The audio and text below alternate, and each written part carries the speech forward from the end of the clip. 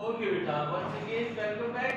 और यहाँ पे हम जो देख रहे हैं इसमें ए के साथ बी को हम यहाँ पे चेक करेंगे तो इसमें हमारे पास ये रहेगा वो पहला वाला हिस्सा जिसे हम कहते हैं रॉ वन कॉलम वन। तो लिहाजा यहाँ पे जो हमारे पास है रॉ वन कॉलम वन ये दोनों ऐड हो जाएंगे। ऐड करने के लिए सबसे अच्छा तरीका ये है कि ब्रैकेट, जैसे मैंने आपको भी थोड़ी देर पहले बताया, ब्रैकेट में प्लस यहाँ पे लिखे और ये ब्रैकेट इस वाले का ए का रॉ वन कॉलम वन यानी कि 2 दिया हुआ है, यहाँ पे लिख दिया और यहाँ पे क्या दिया हुआ -4, तो इस ब्रैकेट में -4 आ गया। ये तरीका सबसे अच्छा तरीका है जिसमें आपकी प्लस माइनस की कंफ्यूजन नहीं होती है। तो लिहाजा इसको प्लस माइनस की कंफ्यूजन से बचने के लिए ये बहुत ही जबरदस्त तरीका है। इसमें फिर सेकंड आपके पास आ जाएगा, सेकंड आपके पास आ जाएगा ला देता हूं,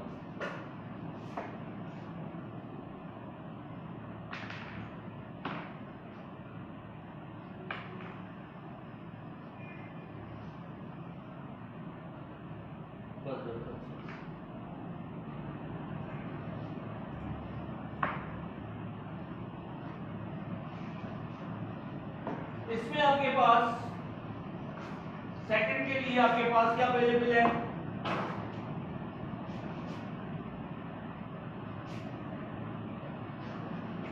अब इसके अंदर आपके पास क्या रहेगा, इसमें आपके पास आ जाएगा गैप देके लिखेंगे, थोड़ा सा गैप देके लिखेंगे। यहाँ पे ब्रैकेट आ गया प्लस, यहाँ पे ब्रैकेट आ गया, यहाँ पे क्या है -3 और यहाँ पे क्या है -4। फिर उसके बाद आपके पास थर्ड वाले में, सॉरी ये लिखना भूल गया मैं, यहाँ पे ये क्या है आपके पास रॉ वन कॉलम 2, यहाँ पे भी क्या है रॉ वन कॉलम 2। और इसी तरीके से यहाँ पर थर्ड वाला आपके पास row one column 1, sorry column 3 और यहाँ पे रॉ वन कॉलम 3।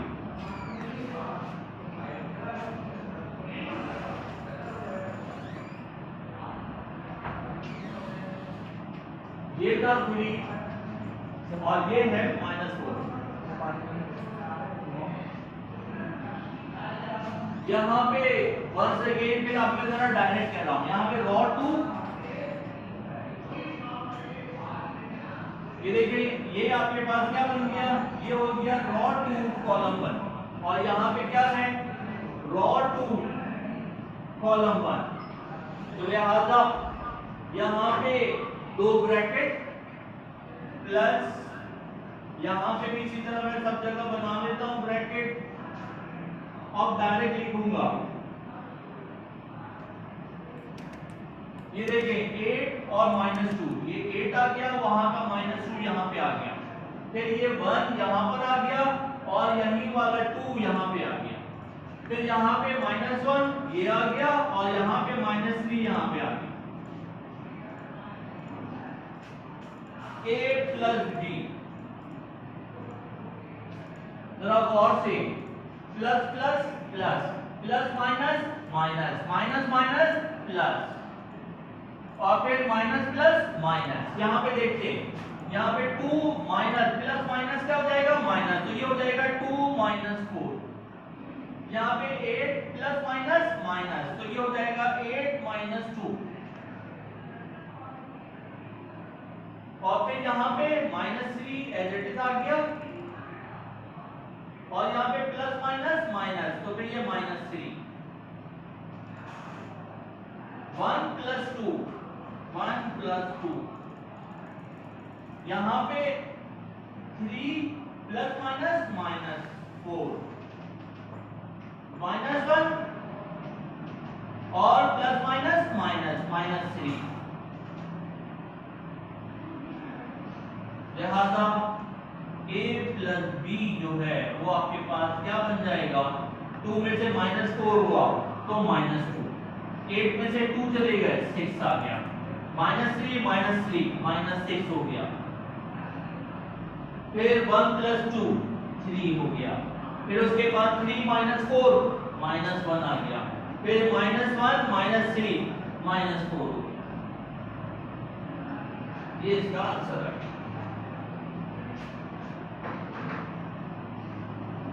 बिल्कुल इसी तरीके से आपके पास माइनस का सिलसिला रहेगा। माइनस के सिलसिले के लिए आप यहाँ पे चेक कर सकते हैं a माइनस बी दिया, तो लिहाजा जहां पे हमने प्लस किया है वहां पे उसके लिहाज से हम क्या कर सकते हैं, माइनस कर सकते हैं।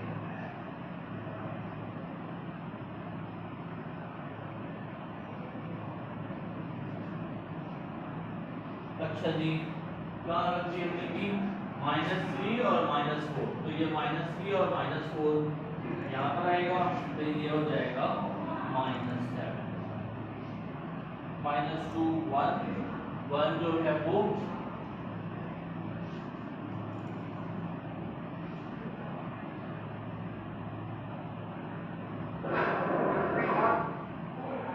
5। सही, हमने यहाँ पे 5 की जगह पे 3 लिया था तो हमारी वैल्यू सही आ गई वहाँ पे 1। सही है बेटा, तो ये आपके पास है a प्लस बी, इसी तरीके से a माइनस बी आप कर लेंगे, जो b है टेंशन नहीं रहेगी इतनी।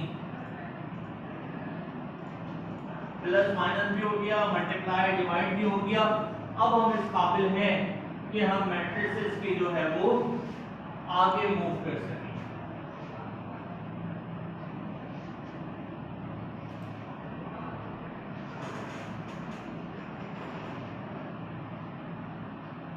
मल्टीप्लिकेशन मैंने पहले करा दी थी। अब यहाँ पे ये दिया हुआ है p इज इक्वल टू 7 3 -5 6 8 और 2 -2 और इसी तरीके से q दिया हुआ है। तो फिर आपसे कहा 2p और प्लस 3q मालूम करें। 2p और प्लस 3q मालूम करें, तो उन्होंने इस तरीके से यहाँ पे सॉल्व करके दिखाया है। यहाँ पे अब हमारे हैं 7.10 की जानिब, यानी कि मैट्रिक्स मल्टीप्लिकेशन। मैट्रिक्स को एक दूसरे के साथ मल्टीप्लाई करना है। पहले मैं मल्टीप्लाई करना सिखाऊंगा, उसके बाद ऊपर टेक्स्ट लिखा हुआ है, मटेरियल लिखा हुआ है, हम उसको बाद में पढ़ेंगे। हमारे पास यहाँ पे R एक मैट्रिक्स दिया हुआ है और वो मैट्रिक्स क्या है, 2 3 8 2 3 8। इसकी डायमेंशन क्या है, 1 2 3 कॉलम है और रो कितनी है 1, तो ये लिखेंगे 1/3। और एक और मैट्रिक्स दिया हुआ है और वो है C।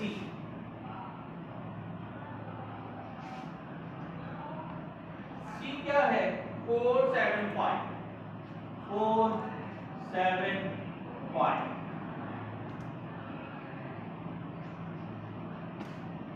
सही क्वेश्चन उनसे लिख सकते हैं, मामले का बता दिए। हाँ बेटा, वो सेक्शन ए के स्टूडेंट है ना। हाँ बेटा, सेक्शन ए वाले और बी वाले मुझे पता है सर इरफान ने करा दिया है। तो वैसे मैंने आपसे पता नहीं कहा नहीं कहा, आप लोग भी दुआ करें सर इरफान की तबीयत ज़्यादा जल्दी से बेहतर हो जाए ताकि वो आपको कंटिन्यू कर लें और ये कंफ्यूजन जो है वो दूर हो जाए। सेक्शन ए और बी वाले जो हैं, कल भी मैंने कहा था कि आपके रिवीजन के लिए इसको रखा है। और सेक्शन सी वाले क्योंकि एक छोटा सा टॉपिक इनका ये रह गया था, तो खास तौर पर उनके लिए क्लास कंडक्ट की। तो बिल्कुल क्लियर है कि हाँ भाई सेक्शन ए में जो है वो आपके पास नहीं है, मतलब कि कर चुके हैं पहले वो, कोई बात रिवीजन कर लीजिए। यहाँ पे पहले वाले के जो कॉलम है वो किसके बराबर होना चाहिए, दूसरे वाले के रो के बराबर होने चाहिए। यहाँ पर जरा गौर करें कि यहाँ पे जो डायमेंशन है वो कितनी है, 3 रो है और 1 कॉलम। पहले वाले के कॉलम दूसरे वाले की रो के बराबर होने चाहिए, तो इसका मतलब है कि ये आपके पास इसके बराबर होना चाहिए। क्या बराबर है, तो इसका मतलब है ये सॉल्व हो सकता है। पहले के कॉलम दूसरे की रो, और उसके लिए हमारे पास क्या लिखा जाएगा कि पहले वाले के कॉलम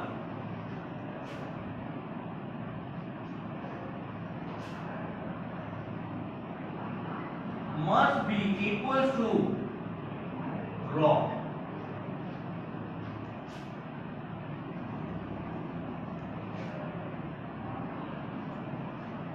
इस तरह से आप बना लें। याद दहानी के लिए कहीं से नोट कर लें इसको कि कॉलम हमेशा किसके बराबर होना चाहिए, रॉ के बराबर होने चाहिए। अब हम पढ़ते हैं जो मटेरियल लिखा हुआ है।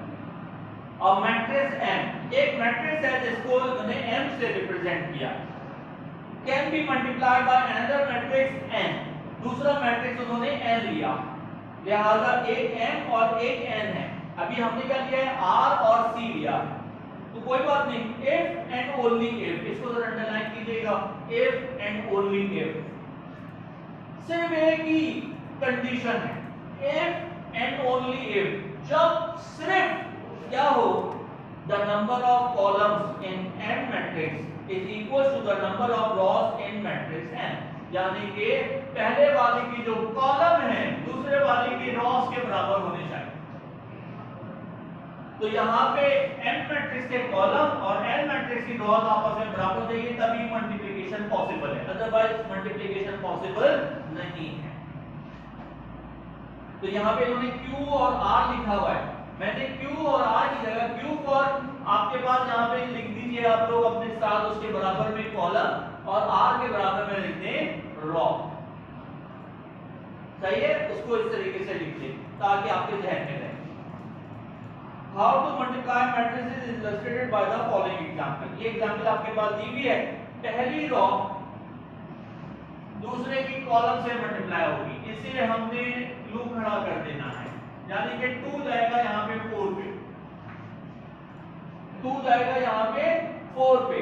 इस तरीके से चेक करते हैं, 2 मल्टीप्लाई होगा किससे, 4 से, और 8 मल्टीप्लाई होगा 5 से,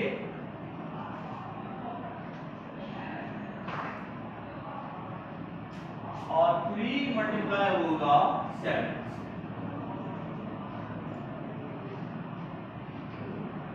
तो अब हम इस तरह से इसको सॉल्व करेंगे। यहां लिखते हैं r multiply by c is equal to 2 4 से, और बीच में फिर प्लस का साइन आएगा, फिर प्लस का साइन आएगा। जरा चेक करते हैं, 2 और 4, 2 और 4, फिर उसके बाद क्या आएगा, 3 और 7, 3 और 7, और उसके बाद 8 और 5।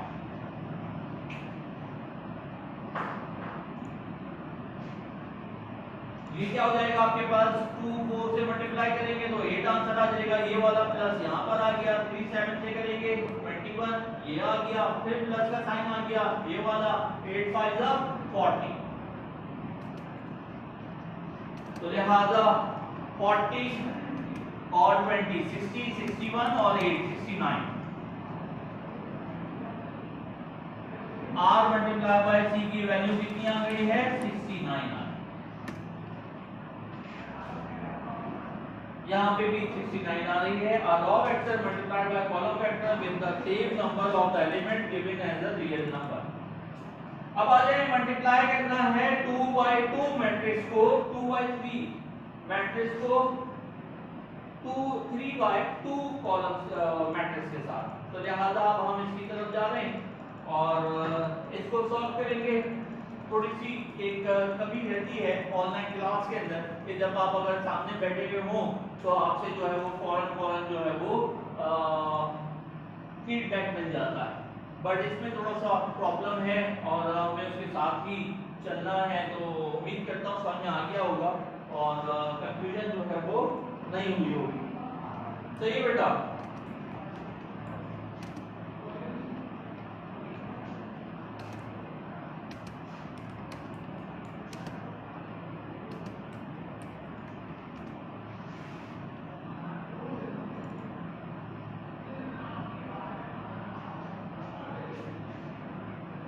फिर इसके बाद आपके पास है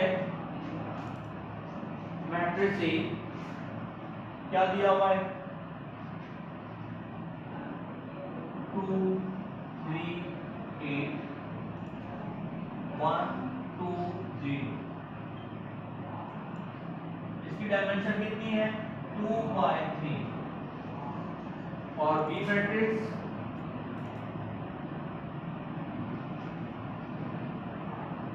4 6 7 1 5 4।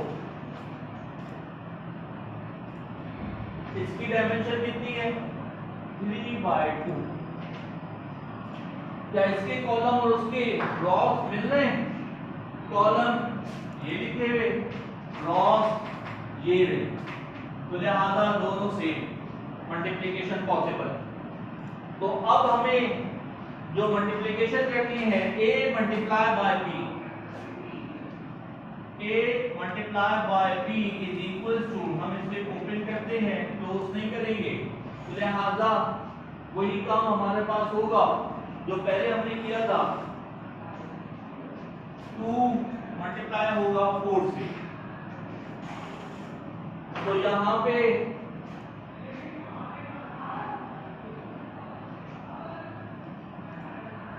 हम रॉ 1 कॉलम 1, ये जो रॉ 1 कॉलम 1 है, रॉ 1 कॉलम 1 दोनों का इसको मल्टीप्लाई करेंगे आपस में, तो ये आ जाएगा 2 और वहां का आ जाएगा 4। फिर आपके पास क्या आ जाएगा, प्लस का साइन आ जाएगा,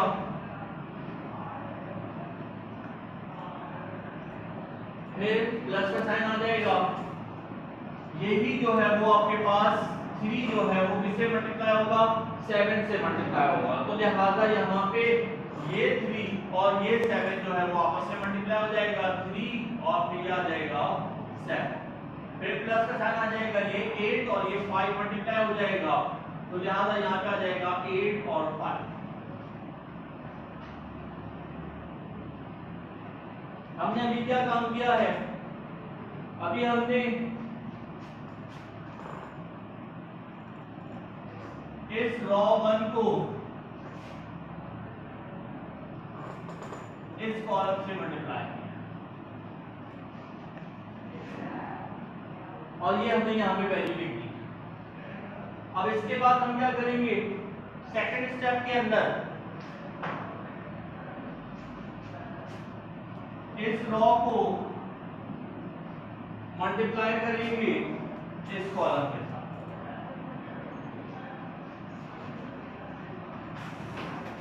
लिहाजा 2 मल्टीप्लाई होगा किसके साथ 6 के साथ। इसमें थोड़ा सा गैप देंगे, यहां पे लिखेंगे 2 और 6। फिर 3 किससे मल्टीप्लाई होगा 1 से मल्टीप्लाई होगा, 3 और 1। फिर 8 किससे मल्टीप्लाई होगा 4 से, प्लस का साइन 8 और यहां पे 4।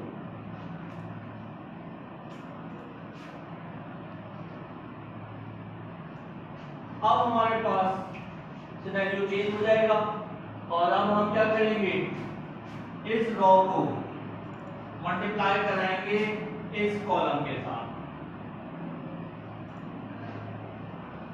पहली रॉ तो 2 से मल्टीप्लाई हो चुकी, तो लिहाजा अब यहाँ पे क्या जाएगा 1 मल्टीप्लाई होगा किसके साथ 4 के साथ, प्लस 2 मल्टीप्लाई होगा। आसान ये है कि इसके ऊपर की जो सेकंड वैल्यूज है वो एज इट इज आती है, यानी कि ये 7 के साथ मल्टीप्लाई होगा। यहाँ पे क्या दिया हुआ है 0, बगैर देखे मैं 5 लिख सकता हूँ यहाँ।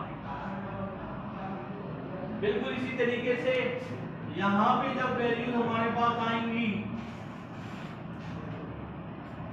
तो ये जो आखिरी वाली वैल्यूज है मैं डायरेक्ट लिख सकता, लेकिन हम इसको कंफर्म भी करेंगे।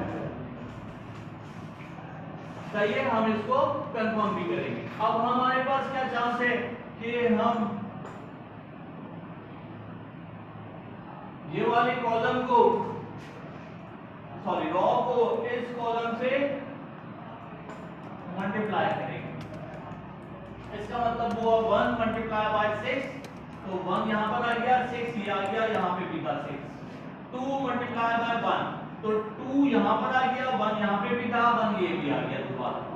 फिर 0 मल्टीप्लाई होगा 4 से, तो 0 मल्टीप्लाई होगा 4 से, ये यहां पर आ गया। तो लिहाजा ये एक टेक्निक है, ट्रिक है, जब आप ज्यादा प्रैक्टिस करते हैं तो आपको खुद ब खुद इसका आइडिया हो जाता है। अब इसके अंदर हमारे पास हम इसे सॉल्व कर लेंगे।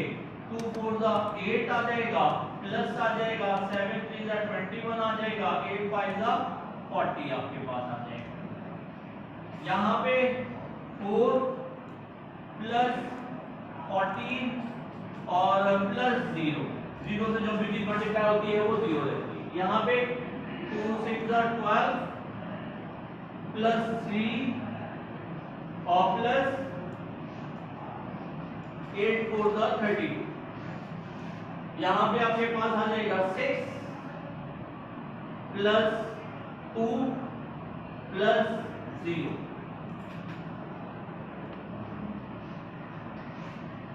तो यही मैट्रिक्स आगे लेके चलते हैं, जगह की शॉर्टेज की वजह से इसको प्लस कर लें। ये तो 69 हो गया, 14 और 4 कितना हो गया, 18 हो गया।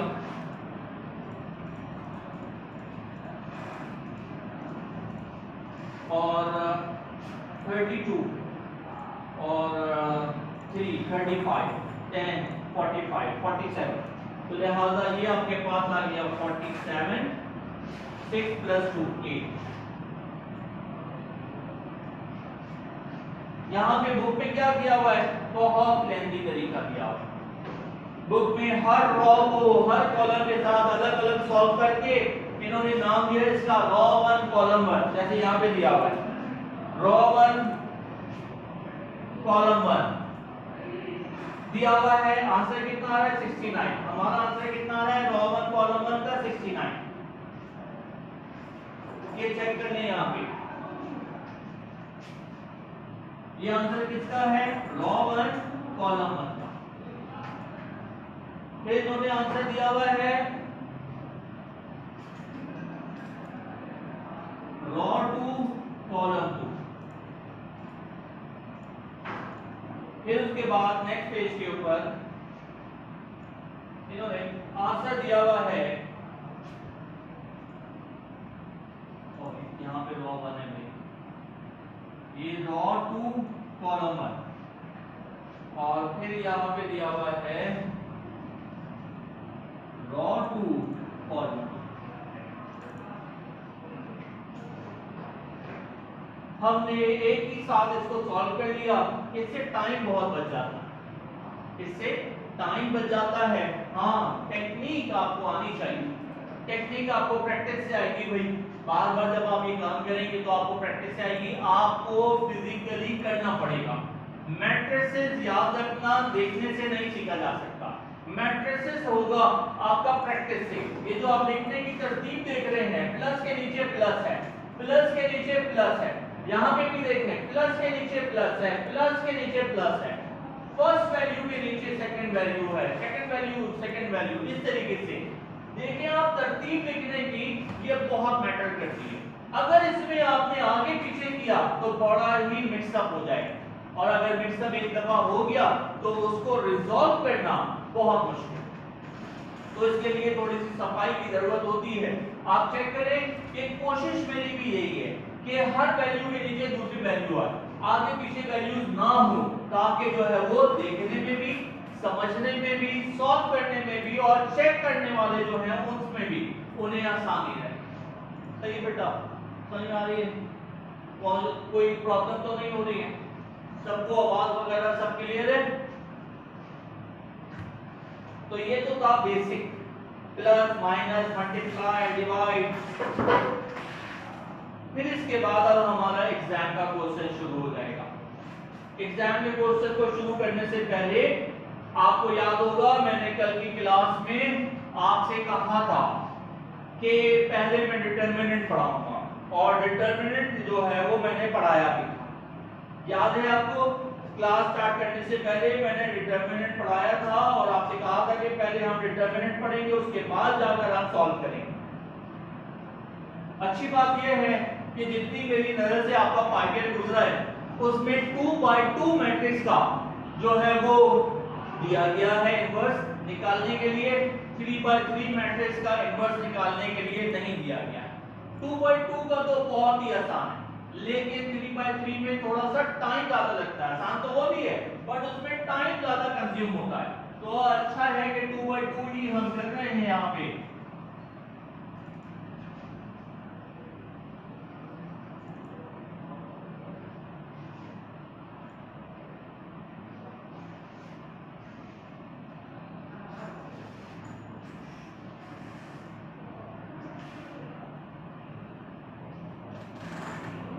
वैसे आपके पास बिजनेस मैथ के स्टूडेंट्स के पास थोड़ा सा टाइम है और वो टाइम इस हवाले से है कि आपके पास जो पेपर्स हैं वो 24 फिर 26 और उसके बाद जाकर जो है वो शायद 3 सितंबर को है, तो लिहाजा टाइम अच्छा खासा मिल जाएगा 5-6 दिनों का आपको सेकंड पेपर के बाद। तो उसमें सर इरफान की तबीयत अच्छी हो गई, वेरी गुड, बहुत अच्छी बात है, क्योंकि हम सब दुआ कर रहे हैं कि जितने भी कोरोना की वजह से जो है वो बीमार है वो जल्द से जल्द शफायाब हो, और वैसे भी अगर कोई बीमार है तो अल्लाह सबको शिफा अता फरमाए और वो कंटिन्यू कर लें ताकि जो है वो आपका जो एक उनके साथ कॉम्बिनेशन बना हुआ है वो कंटिन्यू हो जाए। मैं तो सिर्फ इसलिए आपके पास आ गया था कि ऐसा ना हो कि आपका कोई सवाल मिस हो जाए, लिहाजा अगर तबीयत अच्छी रही सर इरफान की तो वो आपको कंटिन्यू करेंगे, नहीं तो मैं कोशिश करूंगा एक आध क्लास और देके आपको 5 इयर्स के जो क्वेश्चंस हैं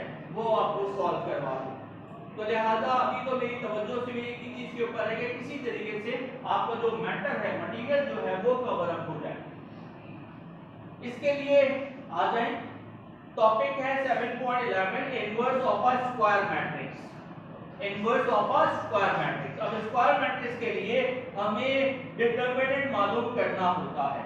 अब यहाँ पे डिटरमिनेंट के लिए पहले मैट्रिक्स में लिख देता हूं कि यहाँ पे है ए मैट्रिक्स और वो है ए बी सी डी, ये है आपके पास मैट्रिक्स।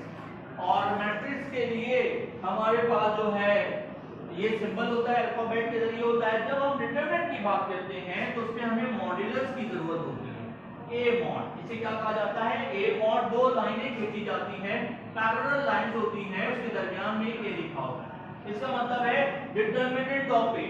और जब डिटरमिनेंट की बात आती है तो फिर इसमें ये ब्रैकेट्स नहीं आएंगे, ये पैरेंथेसिस नहीं आएंगे, बल्कि इसमें सिंपल सी लाइन आएगी, दो लाइन आएंगी, सिंगल लाइन आएगी, डबल लाइन भी नहीं आएगी। अगर डबल लाइन लगा दी तो इसका मतलब है कि ये मैट्रिक्स बन गया, जबकि ये मैट्रिक्स नहीं, अब हम डिटरमिनेंट सॉल्व करने जा रहे हैं, तो लिहाजा इसको लिखना जरूरी है। A B C D solve कैसे होगा, ये सॉल्व कैसे होगा भाई, बहुत ही आसान है। यहां से यहां पर इसको मल्टीप्लाई करेंगे और इससे यहां से यहां पर इसको मल्टीप्लाई करेंगे, सॉरी इसका एरो जो है वो यहां से यहां पे, हाँ दोनों तो मल्टीप्लाई होंगे बट एक चीज इसमें जो है वो एडिशन आएगा, वो क्या आएगा, ए मॉड बराबर होगा ए डी, ए मल्टीप्लाई होगा डी से, माइनस यहां पे जरूर आएगा माइनस बी और सी। अब इसके लिखने के बहुत सारे तरीके हैं, तो आप इस तरह भी लिख सकते हैं ए और डी माइनस बी और सी। यहां पे इस तरह भी लिख सकते हैं कि a multiply bye d minus b multiply by c।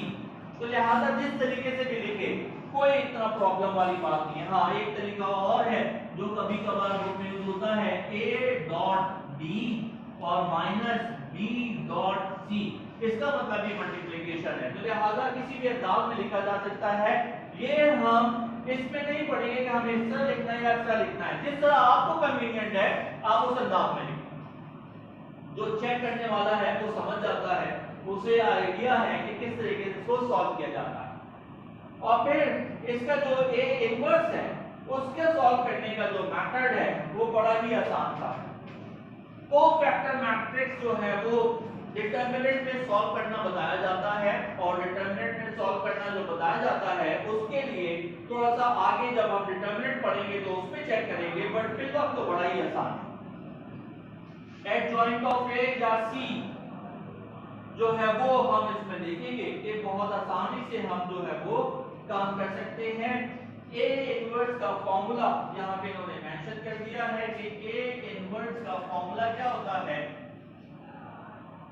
1 a mod यानी कि डिटरमिनेंट ऑफ ए और मल्टीप्लाई बाय सी का ट्रांसपोज।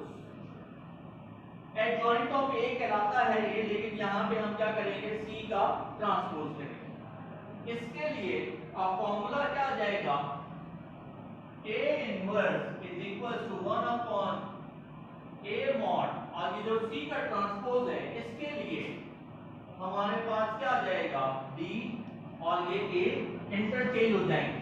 ये वैल्यूज एक दूसरे के साथ क्या हो जाएंगी, इंटरचेंज हो जाएंगी, और यहाँ पे B और C एज इट इज रहेगा, लेकिन उनके साथ क्या आ जाएंगे, माइनस के साइन आ जाएंगे, माइनस और माइनस। यानी कि मैंने क्या बताया कि ये वैल्यू आपस में इंटरचेंज हो गई, और यहां पे हमने माइनस का एडिशन कर दिया।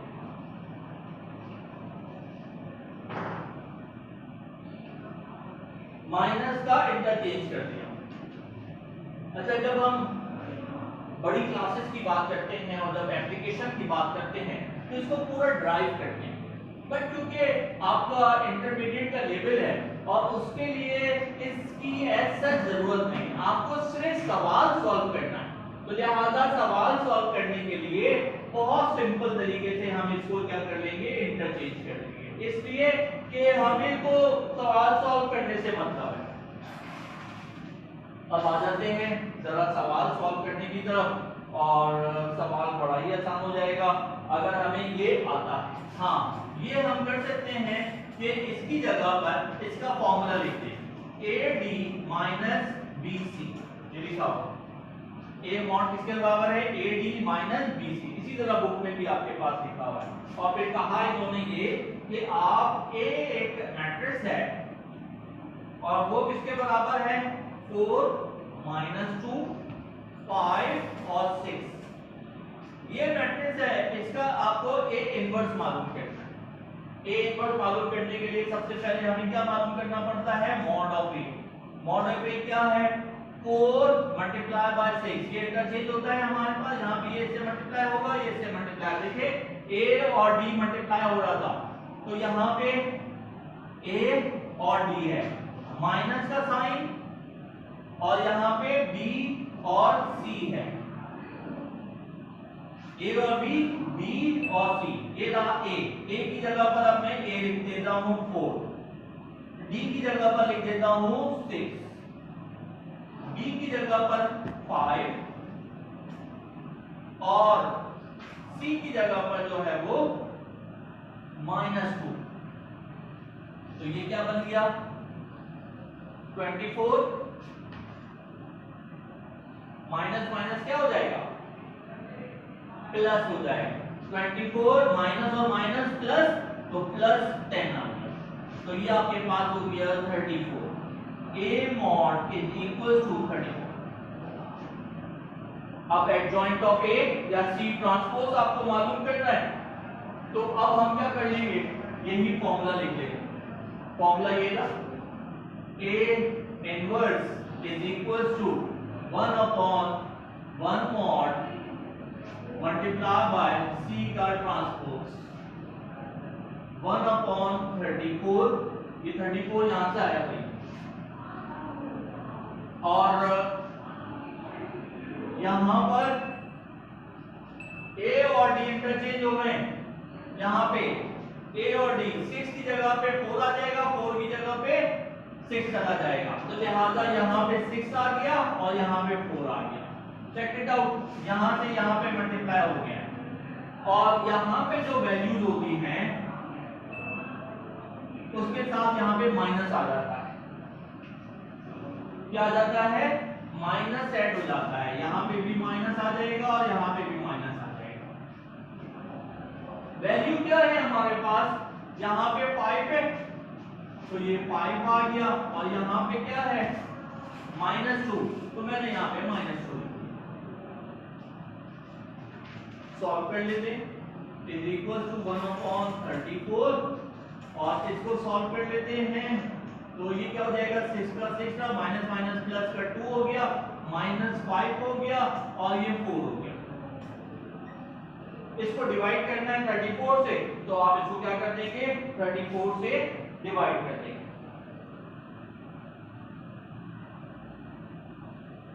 तो वो हमें डिवाइड करना आता है। 6 डिवाइडेड बाय 34 -5 डिवाइडेड बाय 34 और 2 डिवाइडेड बाय 34 और 4 डिवाइडेड बाय 34। ये 2 के टेबल से कटेगा, 2 3 जा और 2 17 जा, तो लिहाजा यहाँ पे हमारे पास क्या आ जाएगा, 3 जा, तो यहाँ पे 3 आएगा डिवाइडेड बाय 17। ये नहीं जा रहा तो ये कट जाएगा, 5 डिवाइडेड बाय -5 डिवाइडेड बाय 34, 2 1 जा और 2 17 जा, तो 1/17 आ जाएगा यहाँ पे, और यहाँ पे 2 2 जा और 2 17 जा, तो 2/17 आ जाएगा। ये हमारे पास सॉल्व हो गया A इनवर्स।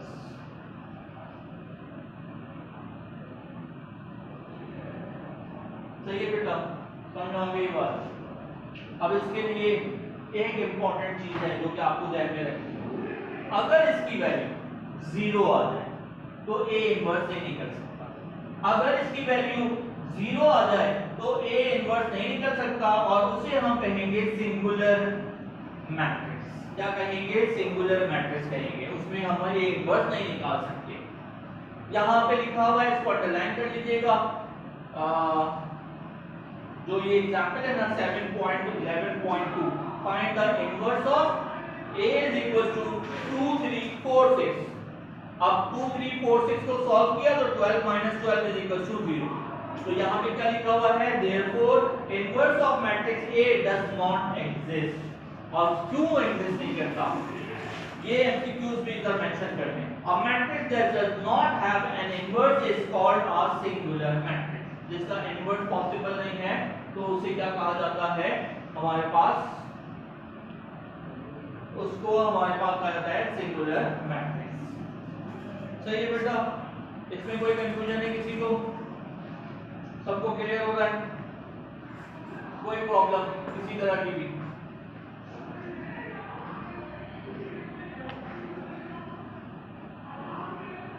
हाँ बेटा, क्वेश्चन है तो पूछ लो, नहीं तो फिर हम आगे मूव करें साइमल्टेनियस इक्वेशन को सॉल्व करने की तरफ।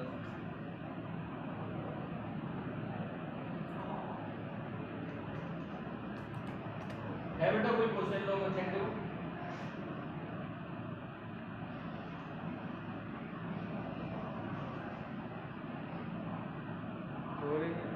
नहीं, चलो एक दफा और करना, हम एक दफा और करना। सर रिपीट करो।